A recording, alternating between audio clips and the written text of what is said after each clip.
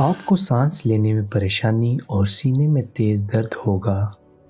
آپ کے چکھنے اور سونگھنے کی طاقت کام نہیں کرے گی اور آپ کی سانسیں ایسی چل رہی ہوں گی جیسے آپ ابھی 3 منزلہ عمارت کی سیڑھیاں چڑھ کر آئے ہوں۔ یہ نشانیاں بتاتی ہے کہ اب آپ کو اپنے سب سے قریبی ہاسپٹل کی ایمرجنسی میں جانے کی ضرورت ہے۔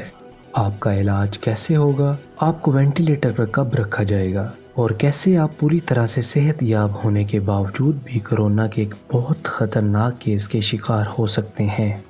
آپ دیکھ رہے ہیں کیا ہو اگر، اور یہ ہے کیا ہو اگر آپ کورونا کے مرض میں مبتلا ہو کر قریبی ہاسپٹل میں ایڈمٹ ہو جائیں۔ جلدی کرنے سے پہلے اپنے ڈاکٹر کو کال کریں یا ہاسپٹل جا کر اپنے سمپٹمز بیان کریں۔ آپ کو ایسا اس لیے کرنا چاہیے کیونکہ یہ بھی ہو سکتا ہے کہ ہاسپٹل میں آپ کے لیے کوئی بیڈ ہی خالی نہ ہو اور آپ کو دوسرے ہاسپٹل لے کر جانے کی ضرورت ہو، یا یوں بھی ہو سکتا ہے کہ آپ کے سمپٹمز یا نشانیاں اتنی جان لیوا نہ سمجھا جائے کہ ان کے لیے ہاسپٹل کی ضرورت ہو۔ تو بہتر یہی ہوگا کہ ایک بار فون پر پوچھ لیں، لیکن ایک بار آپ ہاسپٹل میں ایڈمٹ ہوگے تو نرس آپ کے کورونا کا چیک اپ کرے گی۔ زیادہ تر مریضوں کے خون کے نمونے لینے کے بعد ان کی کئی بار جانچ پڑتال کی جاتی ہے اور اس کے بعد ڈاکٹر آپ کے پھیپھڑوں کی آواز سنیں گے اور فنگر مانیٹر کے ذریعے یہ دیکھیں گے کہ جسم میں آکسیجن کی مقدار کتنی ہے۔ یہ کیوں کیا جاتا ہے؟ کیونکہ اگر آپ کو کورونا وائرس کی جان لیوا بیماری ہو چکی ہے تو جسم میں آکسیجن کم ہونے لگے گی، کیونکہ اس سے آپ کے پھیپھڑوں کو خطرہ ہو سکتا ہے۔ اسی وجہ سے آپ کو 2 پتلی نالیوں سے آکسیجن دی جائے گی۔ یہ نالیاں یا تو سیدھی یا تو ماسک کے ذریعے سیدھے آپ کے ناک میں جاتی ہیں۔ اس کے بعد آپ کے سینے کا ایکس رے یا سی ٹی اسکین کیا جائے گا تاکہ ڈاکٹروں کو اس کا علم ہو جائے کہ آپ کے پھیپھڑوں کے کن حصوں میں جلن ہو رہی ہے۔ سی ٹی اسکین ایک ایسا علاج ہے جس میں ایکس رے اور کمپیوٹرز کے ذریعے بغیر کسی درد کے آپ کے جسم کی تصویر ملتی ہے۔ سی ٹی اسکینر ایک بڑی گول ایکس رے مشین ہوتی ہے جس کے بالکل درمیان میں ایک سرنگ گزرتی ہے۔ یہاں سے ڈاکٹر آپ کے سینے کو دیکھ پاتے ہیں۔ آپ کے سی ٹی اسکین کے دوران آپ کو ایک ٹیبل پر لٹایا جاتا ہے۔ یہ ٹیبل آرام سے سرنگ کے اندر سے گزرتی ہے۔ گینٹری نام کی ایک بڑی رنگ آپ کے جسم کے ارد گرد گھومتی ہے۔ اس میں ایک ایسی ٹیوب ہوتی ہے جس سے ایکس رے کی کرنیں نکلتی ہیں اور ان کے ساتھ ایک ڈیٹیکٹر لگا ہوتا ہے جس سے جسم پر ریڈیشنز کا پتہ لگایا جاتا ہے۔ گینٹری کے گھومنے سے یہ کرنیں آپ کے جسم کی ہر اینگل سے تصویر بناتی ہیں۔ پھر یہ ساری انفارمیشن کمپیوٹر تک جاتی ہیں جہاں آپ کے پھیپھڑوں کی 3D تصویر تیار ہوتی ہے۔ اس سے ڈاکٹر آپ کے کورونا کی کنڈیشن کا پتہ لگا لیتے ہیں۔ جب آپ کے ڈاکٹر کے پاس کورونا کنڈیشن سے جڑی ساری انفارمیشن آ جاتی ہیں تب آگے کا علاج کیسے کیا جاتا ہے۔ کچھ مریضوں کو اینٹی بایوٹک دیا جا سکتا ہے۔ یہ دوا سیدھے کورونا سے نہیں لڑتی، لیکن اس کنڈیشن میں کارآمد ہو سکتی ہے کہ آپ کے پھیپھڑوں میں کوئی دوسرا بیکٹیریا موجود نہ ہو۔ لیکن چونکہ بھی خاص طور پر کورونا کے لیے کوئی دوا نہیں ہے، ایسے میں ساری ذمہ داری آپ کے جسم میں وائرس سے لڑنے والے سسٹم یعنی امیون سسٹم پر ہوتی ہے۔ ایسے میں امید یہ ہے کہ آپ کا جسم وائرس سے لڑ پائے اور یہ کہ آکسیجن تھراپی اور دیکھ بھال آپ کے لیے کارآمد ثابت ہوں۔ اگر سب کچھ صحیح جگہ پر جاتا ہے پھر آپ کا وائرس سے لڑنے والا سسٹم آرام سے کورونا وائرس کو مار دینے والی اینٹی بایوٹک پیدا کر لے گا۔ لیکن کیا ہو اگر آپ کی حالت اور خراب ہونے لگے؟ ایسے میں ہو سکتا ہے کہ آپ کو سانس لینے میں دشواری، بخار، تیز سر درد اور الٹی آ جانے والی مشکلات کا سامنا کرنا پڑے۔ اگر خون میں آکسیجن کا لیول نیچے گرنے لگتا ہے تب ڈاکٹر آپ کے علاج میں تیزی لاتے ہوئے آپ کو ہائی فلوٹ نوزل آکسیجن پر لگا دیں گے۔ اس کا مطلب یہ ہوا کہ ایک مشین آپ کے جسم کے ٹمپریچر کے مطابق آپ کی ناک میں صاف آکسیجن بھیج رہی ہوگی۔ ایسے میں آپ کو 100% تک کی کنسنٹریشن میں ہر منٹ 60 لیٹر جتنی آکسیجن فراہم کی جا سکتی ہے۔ حالانکہ اس کو لے کر ایک اور مشکل یہ بھی ہے کہ ایسے کرنے سے وائرس ہوا میں جا سکتا ہے اور ہمارے ارد گرد موجود مریضوں، کام کرنے والوں یا دوسرے لوگوں کو متاثر کر سکتا ہے۔ اس خطرے سے بچنے کے لیے کچھ ہاسپٹل میں نیگیٹو دباؤ والے کمرے ہوتے ہیں۔ یہ الگ تھلگ بنائے گئے ایسے کمرے ہوتے ہیں جو خاص طرح کے وینٹیلیشن سسٹم سے جڑے ہوتے ہیں۔ یہاں کی ہوا الٹے دباؤ کے چلنے سے کمرے سے باہر نہیں جاتی۔ اس ہوا کو یہاں سے ایک فلٹر سسٹم کے ذریعے باہر کر دیا جاتا ہے۔ افسوس اس بات کا ہے کہ ہر ہاسپٹل میں ایسے کمروں کی سہولت نہیں ہوتی اگر ہائی فلوٹ نوزل آکسیجن کا طریقہ کام نہیں کرتا تب ڈاکٹر آپ کی جان بچانے کی آخری کوشش کرتے ہوئے آپ کو میکینیکل وینٹیلیٹر پر رکھیں گے۔ آپ کو آئی وی کے ذریعے دوائیاں دی جائیں گی۔ میکینیکل وینٹیلیشن کا پہلا سٹیپ اینڈوٹریکیل انٹوبیشن ہوتا ہے۔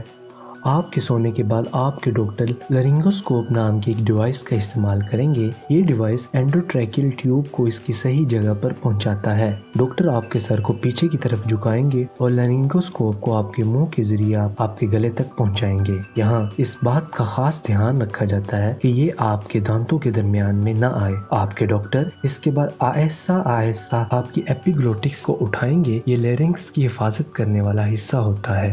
ایک بار یہ ٹیوب اپنی جگہ پر پہنچ جائے پھر ڈاکٹر ایک چھوٹا غبارہ اس ٹیوب کے اندر بنا دیں گے تاکہ یہ اپنی جگہ سے نہ ہلے۔ اس کے بعد لرنگوسکوپ کو ہٹا لیں گے اور یہ ٹیوب کو آپ کے منہ کے کونے میں چپکا دیں گے۔ آپ کے ڈاکٹر یہ دھیان رکھیں گے کہ ٹیوب ٹھیک طرح سے آپ کے سانس کی نالی کے نچلے حصے میں لگی ہوئی ہو۔ یہ کرنے کے لیے آپ کے پھیپھڑوں کو ایک خاص بیگ کی مدد سے پھلایا جائے گا اور پھیپھڑوں کے دونوں طرف سے آنے والی سانس کی آواز کو سنا جائے گا۔ اگر ٹیوب بہت نیچے ہے تو دونوں پھیپھڑوں میں ایک جتنی ہوا نہیں جائے گی۔ کچھ معاملوں میں ٹیوب کی صحیح جگہ کا پتہ چلانے کے لیے انٹوبیشن کے فوری بعد ایکس رے لیا جائے گا۔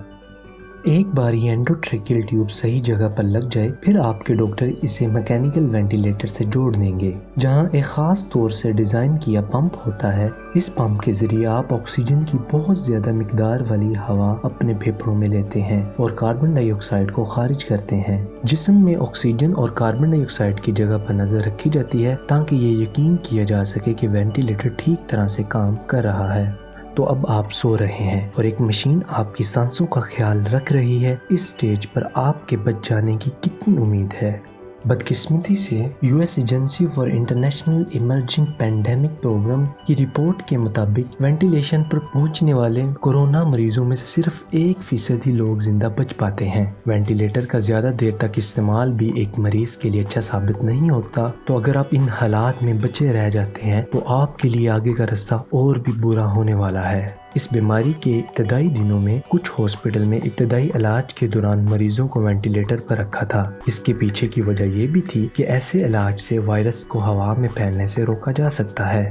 اب جبکہ کورونا کے مختلف مریضوں پر تحقیق کی گئی ہے، ریسرچرز کی کوشش ہے کہ وہ الگ طرح کی سانس والی بیماری کے لیے حفاظتی تدابیر جاری کر سکیں اور یہ بتا پائیں کہ کن کن معاملوں میں وینٹیلیٹر کا استعمال کیا جانا ہے۔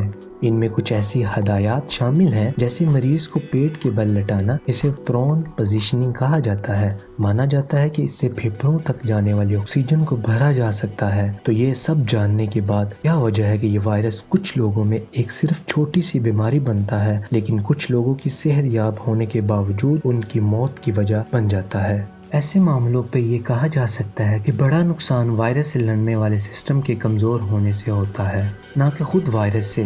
آسان الفاظ میں جب آپ کے جسم کے کسی سیل کو باہر کسی خطرے یا وائرس کا اندیشہ ہوتا ہے تو وہ سب سے پہلے خود کو ختم کر لیتا ہے۔ ایسا اس لیے تاکہ وہ دوسرے سیل تک وائرس پہنچنے سے روک پائے اور آپ کی حفاظت کر سکے۔